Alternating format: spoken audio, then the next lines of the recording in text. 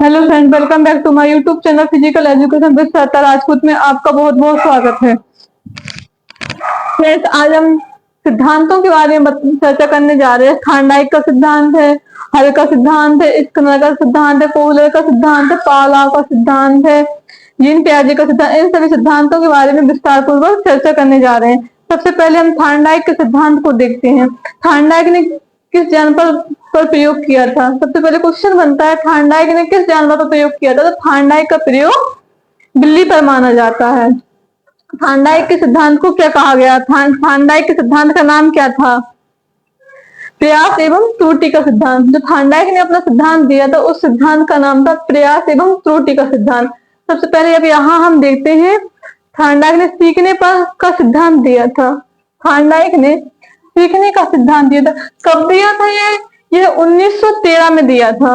1913 में दिया गया था। थार्नडाइक हमारे कहाँ के निवासी थे? तो थार्नडाइक हमारे यूएसए के निवासी थे।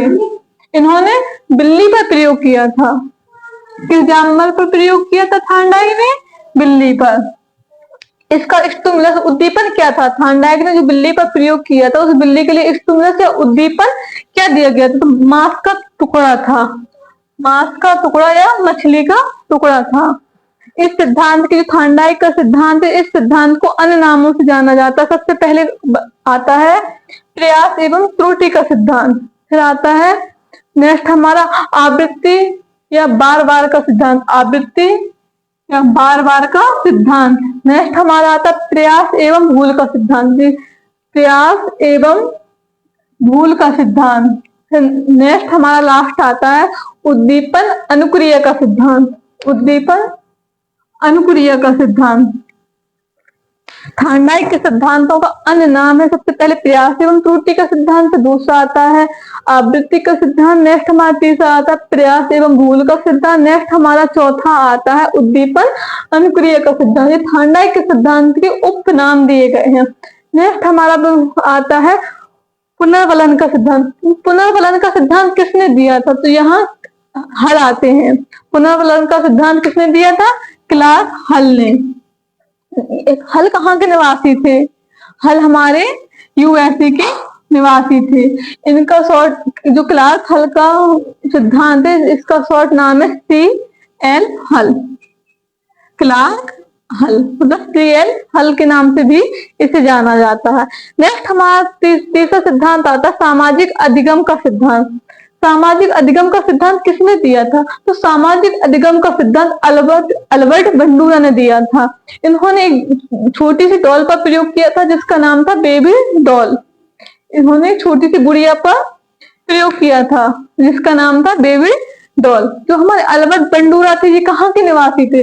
जो अल्बर्ट बंडूरा थे वो हमारे कनाडा के निवासी थे। इनका जन्म 4 दिसंबर 1925 में हुआ था। अल्बर्ट बंडूरा का जन्म हमारा 4 दिसंबर 1925 में। किसका जन्म है? Albert Bandura. निवासी कहाँ के थे? कनाडा के। इन्होंने अपना, जो अल्बर्ट बंडूरा ने अपना सिद्धांत दिया था, वो है सिद्धांत दिया था 1977 में। 1977 में अपना सिद्धांत दिया था। बंडूरा द्वारा किए गए प्रयोग क्या था? Baby doll. इसे जीवन जोशकर फिल्म के नाम से जाना जाता था।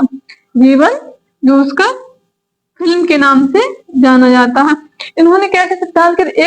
एक छोटी सी लड़की को, एक बंद, इसकी थोड़ी सी कहानी को बता रहे हैं।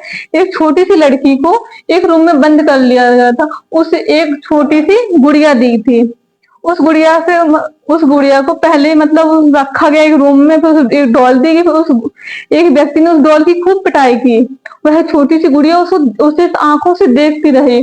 जैसे वह व्यक्ति बाहर निकला तो उस लड़की ने ही, जैसा वो व्यक्ति उस गुड़िया के साथ करके गया था, वैसा ही वह लड़की, छोटी लड़की जो रूम के अंदर थी, उसने भी वही प्रक्रिया की, डॉल के साथ खूब पिटाई की। मतलब यही बताया, जैसा हम बच्चों के साथ समाज में करेंगे बच्चा वैसे ही सीखेंगे। तो ये हमारा सिद्धांत किसका है? अल्बर्ट बंडूरा का। नेक्स्ट हमारा आता है चौथा सिद्धांत क्रिया प्रसूत का सिद्धांत। यह किसने दिया था? BF स्किनर ने। जो हमारा नेक्स्ट सिद्धांत आता है क्रिया प्रसूत का सिद्धांत। क्रिया प्रसूत का सिद्धांत किसने दिया था? BF स्किनर ने दिया था। किस सन में दिया था? क्वेश्चन बनता है क्रिया प्रसूत का सिद्धांत बीएफ स्किनर ने किस सन में दिया था? तो यहाँ आता है 1938 में प्रयोग किया था। किस पर प्रयोग किया था? चूहे व कबूतर पर। उन्होंने चूहे का प्रयोग किया था 1938 में और नेक्स्ट कबूतर का कब प्रयोग किया था? 1943 में। पहले इन्होंने चूहे पर प्रयोग किया था स्किनर ने, फिर इसके बाद नेक्स्ट 1948 में कबूतर पर प्रयोग किया था। जो बीएफ स्किनर है ये कहाँ के निवासी थे? ये भी हमारे यूएसए के निवासी थे। फिर इसका नेक्स्ट हमारा बनता है पावलोव। पावलोव का सिद्धांत क्या था? शास्त्रीय अनुबंधन का सिद्धांत। पावलोव के सिद्धांत का नाम हमारा है शास्त्रीय अनुबंधन का सिद्धांत। जो पावलोव जी थे इन्होंने किस जानवर का प्रयोग किया था? तो यहाँ क्वेश्चन बनता है पावलोव ने कुत्ते पर प्रयोग किया था। पावलोव ने कुत्ते पर प्रयोग किया था। पावलोव जो थे वह कहाँ के निवासी थे? तो पावलोव को रूस का निवासी माना जाता है। इनको नोबेल पुरस्कार कब दिया गया था? तो पावलोव को नोबेल पुरस्कार हमारा 1904 में दिया गया था। कब दिया गया था? 1904 में। और इनका सिद्धांत भी 1904 में प्रचलित हुआ था। सिद्धांत 1904 में प्रचलित हुआ। जो पावलोव के सिद्धांत के उपनाम है वह निम्न प्रकार से। सबसे पहले हम देखते हैं पावलोव का पहला सिद्धांत था, उसका उपनाम है शास्त्रीय अनुबंधन का सिद्धांत। क्या है? शास्त्रीय अनुबंधन का सिद्धांत। इसका नेक्स्ट दूसरा नाम है अनुबंधित अनुक्रिया का सिद्धांत। अनुबंधित अनुक्रिया का सिद्धांत ये हमारा उप दूसरा नाम है। और तीसरा हमारे पावलोव के सिद्धांत का नाम है शरीर शास्त्री का सिद्धांत। शरीर शास्त्री का पावलोव ने किस जानवर का प्रयोग किया था? तो यहाँ हमारा आता है डॉग, कुत्ते पर प्रयोग किया था। इनके जो पिछला सिद्धांत है उसका नाम क्या है? शास्त्रीय अनुबंधन का सिद्धांत। नेक्स्ट हमारा आता है कोहलर। कोहलर का सिद्धांत क्या था? कोहलर का सिद्धांत अंतर्दृष्टि का सिद्धांत, सूझबूझ का सिद्धांत। कोहलर ने सूझबूझ के सिद्धांत पर प्रयोग किया था। प्रतिपादक मैक्स बर्दीमर आते हैं। प्रतिपादक मैक्स बर्दीमर भी आते हैं। प्रयोगकर्ता हमारे कोहलर थे। प्रतिपादक है मैक्स बर्दीमर और जो प्रयोगकर्ता है अंतर्दृष्टि सूझबूझ के सिद्धांत के प्रयोगकर्ता हमारे कौन है? तो यहाँ हमारे आते हैं कोहलर। इन्होंने प्रयोग किस जानवर पर किया था? क्वेश्चन बनता है कोहलर जी थे और बर्दीमर थे, इन्होंने किस जानवर पर प्रयोग किया था? तो इन्होंने बनमानस पर। किस पर? बनमानस पर प्रयोग किया था। उस बनमानस का नाम हमारा था सुल्तान। किसका नाम था? सुल्तान। या उस बनमानस को चिंपांजी भी कहते हैं, चिंपांजी भी बोलते हैं।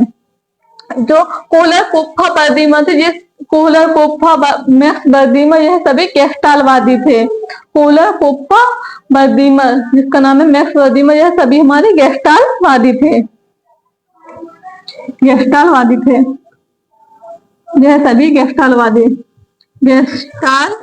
थे, वादी थे। इसके बाद नेक्स्ट हमारा आता है 7वां पॉइंट जीन पियाजे। जीन पियाजे का सिद्धांत हमारा था संज्ञानवादी सिद्धांत। तो जीन पियाजे थे, ये कहाँ के निवासी थे? ये हमारे स्विट्जरलैंड के निवासी थे। जो जीन पियाजे थे वह हमारे स्विट्जरलैंड के निवासी थे। इनका सिद्धांत का नाम है संज्ञानवादी सिद्धांत। जो जीन पियाजे के सहयोगी थे उनका नाम क्या था? बारबे इनहेंडल।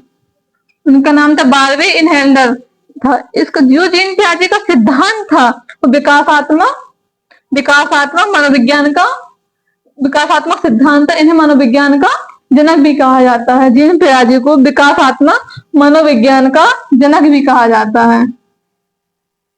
जो गेस्टालवादियों के अनुसार, यहाँ कोहलर कोप्पा बर्दीमर में थोड़ा रह गया था एक पॉइंट। जो कोहलर कोप्पा बर्दीमर जो गेस्टालवादी थे, इनके अनुसार सीखना जो उनका एक सिद्धांत था गेस्टालवादियों का, 6 वाले पॉइंट बता रहे हैं। तो कोहलर कोप्पा बर्दीमर ये हमारे सभी गेस्टालवादी थे। इन्होंने स्टेटमेंट था मतलब गेस्टालवादियों के अनुसार सीखना प्रयास व त्रुटि के द्वारा न होकर, सीखना प्रयास व त्रुटि के कारण न होकर सूझबूझ के द्वारा व्यक्ति हमारा सीखता है। किसके द्वारा सीखता है? सूझबूझ के द्वारा। मतलब बार बार वो बैठा रहेगा, कुछ ना कुछ सोचता रहेगा अपने दिमाग से, अपना दिमाग कहीं ना कहीं खर्च करता रहेगा, फिर आखिरकार उसके मन में कोई विचार आएगा। जो विचार आएगा उस विचार को हमने नाम दिया सूझबूझ का सिद्धांत। तो गेस्टाल वाले जितने थे हमारे, उन्होंने प्रयास एवं त्रुटि का सिद्धांत ना मानकर सूझबूझ का सिद्धांत माना है।